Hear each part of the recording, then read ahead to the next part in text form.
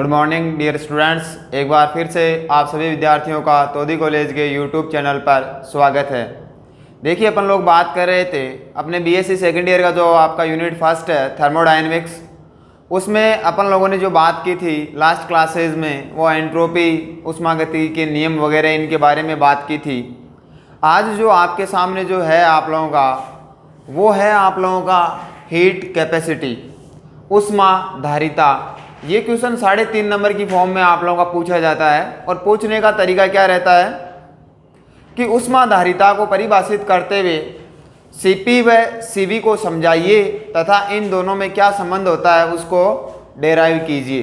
तो आप लोग मान के चलिए अगर ये क्वेश्चन पिछली बार आ गया है तो इस बार अपन बात इसकी थोड़ी कम करेंगे, लेकिन अगर ये क्वेश्चन आप लोगों का नहीं आया हुआ है, ठीक है, मैं तो आपको कंप्लीटली ये बताऊंगा, लेकिन नहीं आया हुआ है तो ये मान के चलिए कि आप लोग तय ये जो क्वेश्चन है आप लोगों का थर्मोडायनेमिक्स फर्स्ट में जो पहला ऑप्शन आएगा उसमें आप लोगों को जो है 3.5 नंबर का ये क्वेश्चन आपको मिलेगा ही मिलेगा। क्लियर है? तो ये क्लास आप लोगों की बहुत इंपॉर्टेंट क्लास रहेगी। इसमें आप लोग एक एक चीज़ को, बड़ी आसान सी चीज़ें हैं, आप लोगों को 4 स्टेप में इस चीज़ को कंप्लीट करना है। ठीक है, तो देखिए क्वेश्चन की फॉर्मेट मैंने आप लोगों को बता दी है। सबसे पहले आप लोगों की जो हेडिंग है, आप अपनी नोटबुक उठाइए और पेन हाथ में लीजिए और आज की क्लास की जो हेडिंग है आप लोगों का वो है ऊष्माधारिता, अपन बोल सकते हैं हीट कैपेसिटी। तो आप लोग उसमें हेडिंग मेंशन कीजिए मोलर आप लोग ऊष्माधारिता यानी कि हीट कैपेसिटी। अब देखिए इस टॉपिक में अपने को क्या क्या चीज़ें हैं वो अपने को पढ़नी रहेगी और एग्जाम में आप लोग उतना ही तैयार करके जाना आप लोगों के लिए क्या रहेगा, सफिशिएंट रहेगा। तो एक बार आप लोग बोर्ड पे देखिए। सबसे पहले तो अपन ये जानेंगे कि आप लोगों का जो हीट कैपेसिटी जो होता है, सबसे पहले अपन बात करेंगे किसकी, हीट कैपेसिटी की, कि व्हाट इज हीट कैपेसिटी, ऊष्माधारिता क्या है। उसके बाद में अपन सेकंड बात करेंगे स्पेसिफिक, क्या है आप लोगों का specific heat capacity. Specific heat capacity की अगर अपन लोग बात करेंगे तो अपन बोलेंगे विशिष्ट ऊष्माधारिता। इसको अपने को क्या करना रहेगा, डिफाइन करना रहेगा। उसके बाद में आएगी आप लोगों का मोलर हीट कैपेसिटी। देन क्या आएगा आप लोगों का मोलर हीट कैपेसिटी। देखिए पूरी चीजें स्टेप बाय स्टेप समझोगे तो बड़ी आसान है और आराम से आप लोग कर जाओगे इन चीजों को। ठीक है, तो मैं आप लोगों को ये बता रहा हूं कि इस टॉपिक को अपने को किस तरीके से पढ़ना है और एग्जाम में अगर ये क्वेश्चन आता है तो किस तरीके से कॉपी में अपने को आंसर मेंशन करना है। तो सबसे पहले तो अपन जानेंगे कि व्हाट इज हीट कैपेसिटी, ऊष्माधारिता क्या चीज है। उसके बाद में विशिष्ट ऊष्माधारिता क्या होती है। उसके बाद में मोलर ऊष्माधारिता क्या होती है। और मोलर ऊष्माधारिता होती है 2 प्रकार की। आगे इसको कंप्लीटली अपन पढ़ेंगे। अभी एक बार जो अपना इस आउटलाइन की बात जो कर रहे हैं कि किस तरीके से अपने को पढ़ना रहेगा, तो ये रहेगी 2 प्रकार की। एक तो molar heat capacity at constant pressure, जिसको अपन रिप्रेजेंट करेंगे किससे, आप लोगों के सीपी से। और दूसरा क्या रहेगा, molar heat capacity at constant क्या, वॉल्यूम। तो दूसरी चीज अपने पास में जो इंपॉर्टेंट आएगी वो आएगी सीपी और सीवी। और अंत में अपन जो पढ़ेंगे कि ये जो सीपी और सीवी जो आया है इन दोनों में रिलेशन क्या होता है। तो ये जो पूरा खाका आप लोगों को दिखाई दे रहा है, इस चीज को अपने को कंप्लीटली अपन कोशिश करेंगे कि आज की क्लास में अपन इस चीज को क्लियर करें। थोड़ा बहुत मैटर रहता है तो अपन आगे की क्लास में बात करेंगे, लेकिन एक बार के लिए आप लोगों को हीट कैपेसिटी क्या है, उसका किस मैनर में अपने को इस चीज को पढ़ना रहेगा, वो बेसिक खाका मैंने आप लोगों को बताया है। क्लियर है? अब देखिए आप लोग पहले जो मैं आप लोगों को बता रहा हूं, समझा रहा हूं, उस चीज को आप लोग समझिए, फिर आप लोग अपने हाथ से इन चीजों को मेंशन करोगे तो कहीं कोई दिक्कत नहीं आएगी। बड़ी आसान सी चीजें हैं, बस समझने का थोड़ा क्या रहेगा, फर्क रहेगा। सबसे पहले मैंने आपको कहा था कि ऊष्मागतिकी में अपना जो आधार रहेगा वो क्या रहेगा, आप लोगों का सिस्टम। अपन जो भी बात करेंगे वो किसके रेस्पेक्ट में करेंगे, सिस्टम के रेस्पेक्ट में। अपन जो भी चीज पढ़ेंगे वो किसके इर्द गिर्द घूमेगी, आप लोगों के सिस्टम के इर्द गिर्द। तो ये मान लीजिए आपका कोई एक सिस्टम है जहां आप कोई भी काम कर रहे हो, तो वो चीज क्या हो गई, आप लोगों का एक सिस्टम हो गया। अब माना कि ये आप लोगों का क्या एक सिस्टम है और इस सिस्टम का तापमान माना कि उस समय कितना आप लोगों का 35 डिग्री सेंटीग्रेड, क्या है आप लोगों का 35 डिग्री सेंटीग्रेड। मैंने ये कहा कि कोई भी एक आप लोगों का एक सिस्टम है जिसका टेम्परेचर क्या है 35 डिग्री सेंटीग्रेड। बड़ी आसान है, बस आप लोग तो सुनते जाइए इस चीज को। कोई भी सिस्टम है जिसका टेम्परेचर कितना है आप लोगों का 35 डिग्री, इस ताप में आप लोग अगर 1 डिग्री की वृद्धि करना चाहो, कोई भी सिस्टम है उसका जो भी टेम्परेचर है, मैंने एग्जाम्पल के लिए आपको क्या बताया 35 डिग्री सेंटीग्रेड, कोई भी सिस्टम है उसका टेम्परेचर अगर आप लोग 1 डिग्री सेंटीग्रेड इंक्रीज करना चाहते हो, कितना इंक्रीज करना आप लोगों को 1 डिग्री सेंटीग्रेड, तो किसी भी सिस्टम की ताप के मान में अगर आप लोग 1 डिग्री सेंटीग्रेड की वृद्धि करोगे, उस दौरान आपको उस सिस्टम में क्या देनी पड़ेगी, हीट बढ़ानी पड़ेगी ना। यानी कि सिस्टम को अपने को क्या क्या प्रोवाइड करवाओगे आप लोग, हीट प्रोवाइड करवाओगे। तो इसकी जो परिभाषा बनेगी वो ये बनेगी बड़ी आसान शब्दों में कि किसी भी निकाय के ताप के मान में, किसी भी निकाय के ताप के मान में 1 डिग्री सेंटीग्रेड ताप की वृद्धि करने के लिए, 1 डिग्री सेंटीग्रेड बढ़ोतरी करने के लिए जो हीट चाहिए होती है उसे अपन लोग क्या बोलते हैं, उस सिस्टम की heat capacity. The heat that is required to increase 1 degree centigrade temperature of a system is known as heat capacity. किसी भी निकाय के ताप के मान में 1 डिग्री सेंटीग्रेड की वृद्धि करने के लिए आवश्यक ऊष्मा का मान उस निकाय की क्या कहलाएगी, ऊष्मा धारिता। मेरे हिसाब से आपको समझ गए होंगे आप लोग कि मान लीजिए 35 डिग्री सेंटीग्रेड टेम्परेचर है, आपको 36 डिग्री सेंटीग्रेड टेम्परेचर करना है, तो इसको हीट एब्जॉर्ब करनी पड़ेगी। जो हीट ये एब्जॉर्ब करेगा वो हीट इस सिस्टम की क्या कहलाएगी, ऊष्माधारिता। बोलो ये परिभाषा क्लियर हुई कि नहीं हुई? मेरे हिसाब से आपको समझ में आ गया होगा। तो हीट कैपेसिटी का मतलब क्या हो गया कि किसी भी निकाय के ताप के मान में 1 डिग्री सेंटीग्रेड की वृद्धि करने के लिए आवश्यक ऊष्मा उस निकाय की क्या कहलाती है, ऊष्माधारिता। क्लियर है? ज्यादा चर्चा अपन इस पे नहीं करेंगे क्योंकि चीजें आपकी अब क्लियर हो चुकी है। सेकंड जो टर्म है आप लोगों का वो है क्या, स्पेसिफिक हीट कैपेसिटी। भाई स्पेसिफिक का मतलब क्या हो गया, विशिष्ट ऊष्माधारिता। क्या है, विशिष्ट ऊष्माधारिता।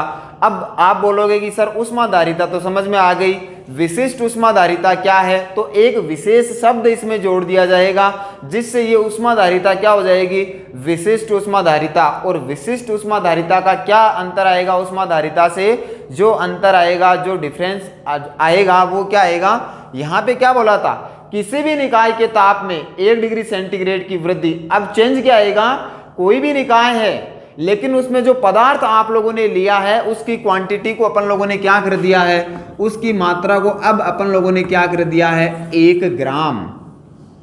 क्या कर दिया, 1 ग्राम। अब परिभाषा क्या हो जाएगी, भाई आसान सी चीजें हैं इसलिए थोड़ा सा स्पीडली मैं आप लोगों को बता रहा हूं, ठीक है।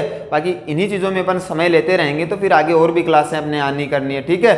तो विशिष्ट ऊष्माधारिता की परिभाषा क्या हो जाएगी, किसी निकाय में उपस्थित 1 ग्राम पदार्थ के ताप के मान में 1 डिग्री सेंटीग्रेड की वृद्धि करने के लिए आवश्यक ऊष्मा क्या हो गई, पहले तो वो ऊष्माधारिता थी लेकिन अब अपने जोड़ क्या दिया, 1 ग्राम।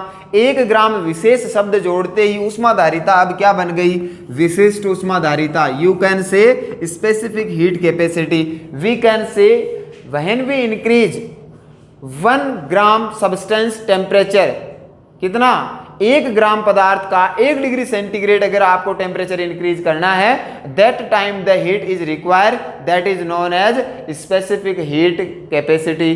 क्लियर हो गया होगा आप लोगों का। इसके बाद में तीसरी जो टर्म है वो है आप लोगों का मोलर हीट कैपेसिटी, जिसे अपन लोग क्या बोल सकते हैं, मोलर ऊष्माधारिता। बस अंतर आएगा क्या आप लोगों का, पहले एक निकाय का तापमान बढ़ाया था, फिर 1 ग्राम का बढ़ाया था। अब आप लोग 1 ग्राम की बजाय किसी निकाय में उपस्थित 1 मोल पदार्थ के ताप के मान में 1 डिग्री सेंटीग्रेड की वृद्धि करने के लिए आवश्यक जो ऊष्मा होती है उसे आप लोग क्या बोलोगे, मोलर ऊष्माधारिता। बोले कितना आसान है आप लोगों का। सबसे पहले एक निकाय का 1 डिग्री सेंटीग्रेड, फिर एक निकाय में 1 ग्राम का 1 डिग्री सेंटीग्रेड, फिर एक निकाय में 1 मोल का 1 डिग्री सेंटीग्रेड टेम्परेचर अगर आप लोग बढ़ाते हो, उस समय जो हीट की जो अपने को जरूरत होती है, रिक्रूटमेंट होती है, रिक्वायर होता है, उस चीज को अपन क्या बोलते हैं, उसकी पहले वाले में ऊष्माधारिता, फिर विशिष्ट ऊष्माधारिता, और तीसरा शब्द अपन जोड़ देते हैं उसका क्या, मोलर ऊष्माधारिता। और मोलर ऊष्माधारिता को अपन 2 भागों में पढ़ेंगे।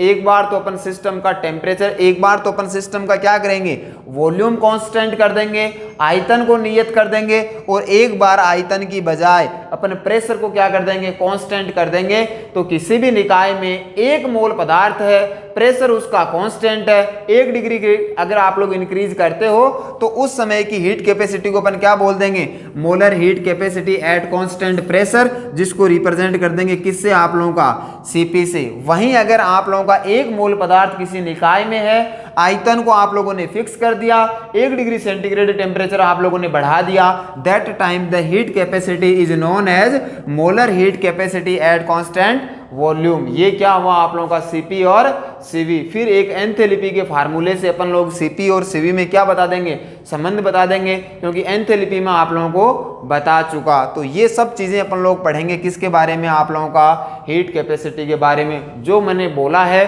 अब वो चीजें आप लोगों को क्या करवानी है, मेंशन करवानी है। तो आप लोग पेन उठाइए और नोटबुक में शुरू हो जाइए। लिखिए आप लोग एरो डाल करके, सबसे पहले ऊष्माधारिता में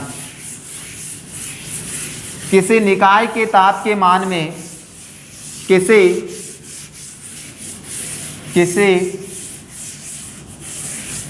निकाय के ताप के मान में, निकाय के ताप के मान में 1 डिग्री सेंटीग्रेड की वृद्धि करने के लिए, ताप के मान में, किसी निकाय के ताप के मान में 1 डिग्री सेंटीग्रेड की वृद्धि करने के लिए आवश्यक ऊष्मा, रिक्वायर हीट, आवश्यक ऊष्मा उस निकाय की ऊष्माधारिता कहलाती है, उस निकाय की ऊष्माधारिता कहलाती है। मैंने ये कहा आप लोगों को कि किसी निकाय के ताप के मान में 1 डिग्री सेंटीग्रेड ताप की वृद्धि करने के लिए आवश्यक ऊष्मा उस निकाय की ऊष्माधारिता कहलाती है। The heat that is required to increase 1 degree centigrade temperature of a system is known as heat capacity। आप लोगों ने इस चीज को मेंशन किया होगा।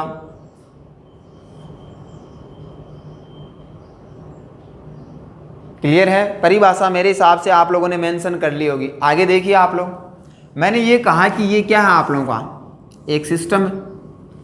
बताइए ऊष्माधारिता में मैंने किसी भी पदार्थ की मात्रा को फिक्स किया है क्या?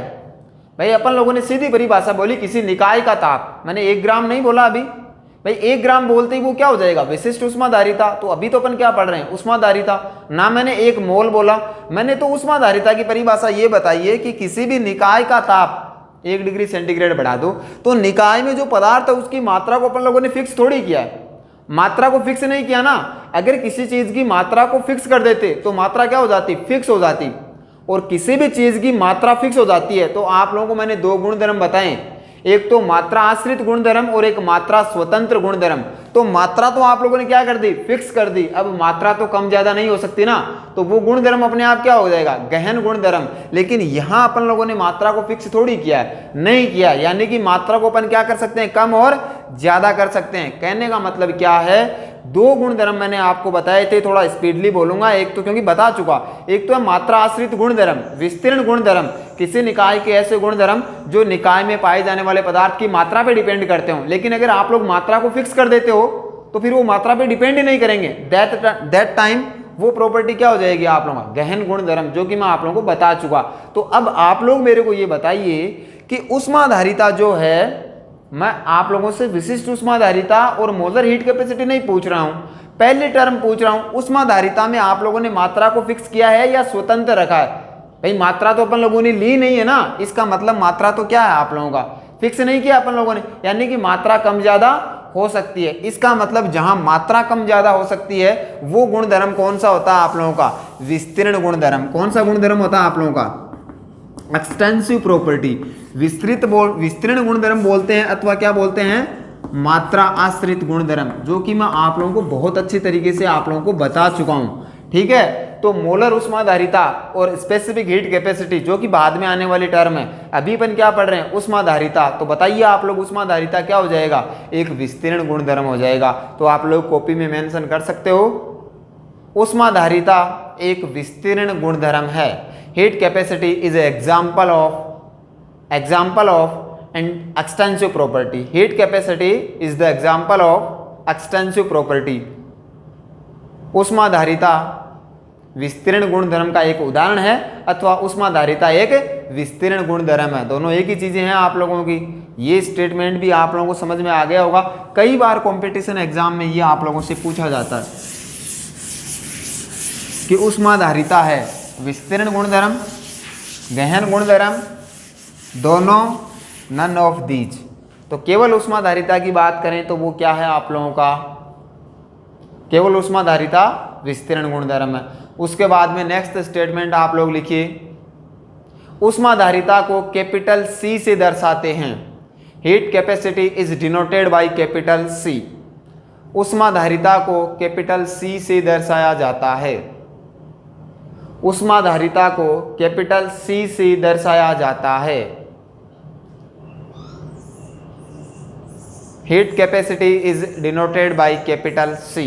नेक्स्ट स्टेटमेंट आप लोग लिखिए, फॉर ए सिस्टम, किसी निकाय के लिए, for a system heat capacity can be given as.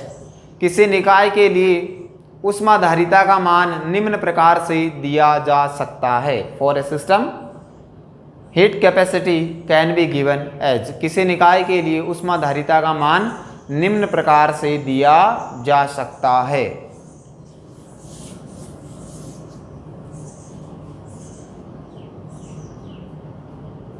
देखिए क्या आएगा आप लोगों का, बोर्ड पे देखिए एक बार आप लोग।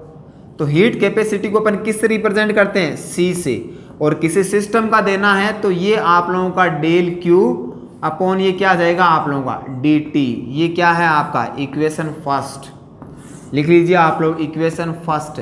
For a system the value of heat capacity that is represented by capital C can be given as del Q upon D T, that is equation first. लगाइए इक्वेशन नंबर 1 मेंशन कर लीजिए copy में। आगे लिखिए आप लोग दूसरी परिभाषा, इसी में ही विशिष्ट ऊष्माधारिता।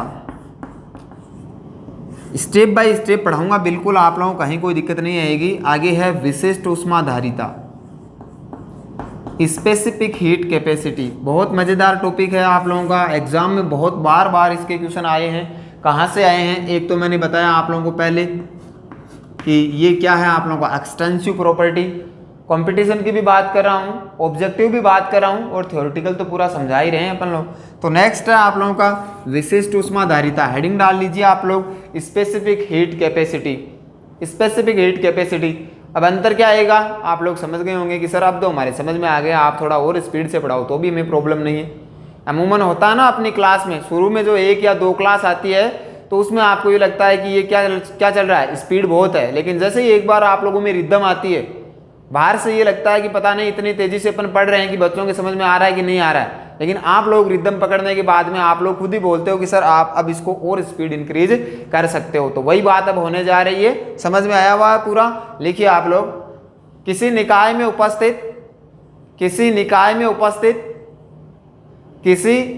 उपस्थित 1 ग्राम पदार्थ के ताप के मान में, किसी निकाय में उपस्थित 1 ग्राम पदार्थ के ताप के मान में 1 डिग्री सेंटीग्रेड की वृद्धि करने के लिए आवश्यक ऊष्मा उस निकाय की विशिष्ट ऊष्माधारिता कहलाती है। लिख लीजिए आप लोग, अपने आप लिख सकते हो।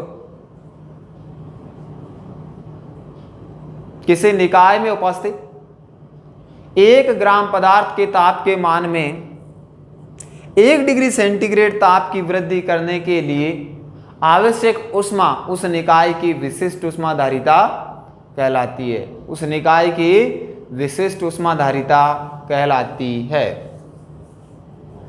ये हुई आप लोगों की विशिष्ट ऊष्माधारिता। 1 gram substance that is present in a system, if we increase 1 degree centigrade temperature, then the heat is required, that is known as specific heat capacity। एक बात अब आप लोग मेरे को बताइए, विशिष्ट ऊष्माधारिता में आप लोगों ने पदार्थ की मात्रा को फिक्स किया है क्या? यस। कितना कर दिया, 1 ग्राम। अब पदार्थ 1 ग्राम से कम अथवा ज्यादा नहीं हो सकता, यानी कि ये गुणधर्म किस पे, अब मात्रा पे डिपेंड नहीं कर सकता। तो जो मात्रा पे डिपेंड नहीं करता उसको अपन क्या बोलेंगे, मात्रा स्वतंत्र गुणधर्म। दैट मीन्स कौन सा प्रॉपर्टी बोलेंगे, इंटेंसिव प्रॉपर्टी। कौन सा गुणधर्म, गहन गुणधर्म। तो अब आप लोग बगैर बोले क्या लिख सकते हो, विशिष्ट ऊष्माधारिता एक गहन गुणधर्म है। लिख लीजिए आप लोग अगला स्टेटमेंट, विशिष्ट ऊष्माधारिता एक गहन गुणधर्म है। Specific heat capacity is the example of intensive property.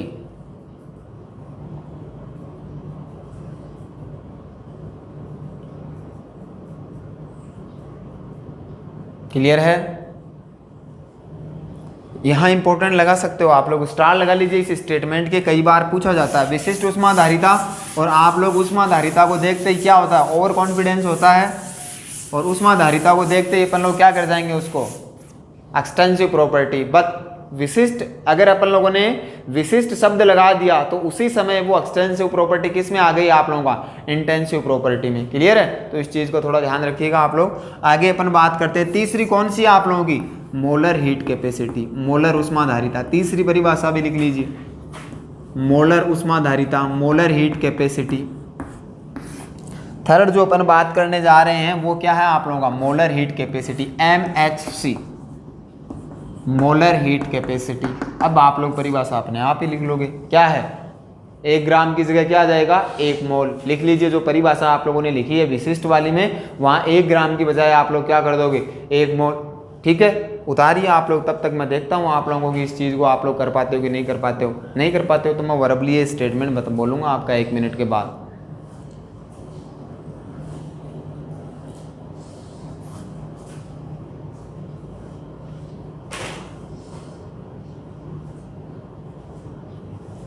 क्या हो जाएगा, किसी निकाय में उपस्थित 1 मोल पदार्थ के ताप के मान में 1 डिग्री सेंटीग्रेड ताप की वृद्धि करने के लिए आवश्यक ऊष्मा उस निकाय की मोलर ऊष्माधारिता कहलाती है। उस निकाय की मोलर ऊष्माधारिता कहलाती है, उस निकाय की मोलर ऊष्माधारिता कहलाती है। उतारिए आप लोग इस चीज को।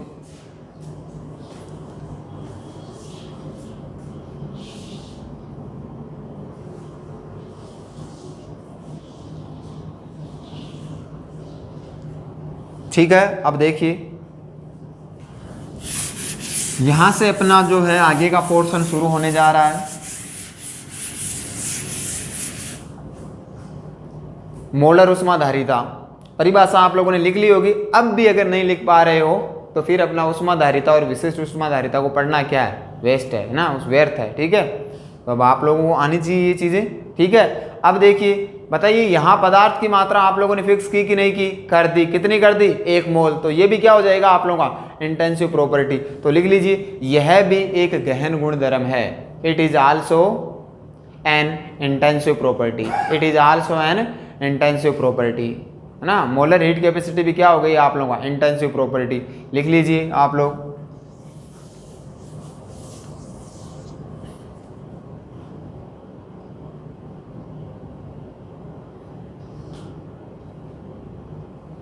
ठीक है, तो आज की क्लास में अपन लोगों ने बात की किसके बारे में, आप लोगों से heat capacity, specific heat capacity और मोलर हीट कैपेसिटी।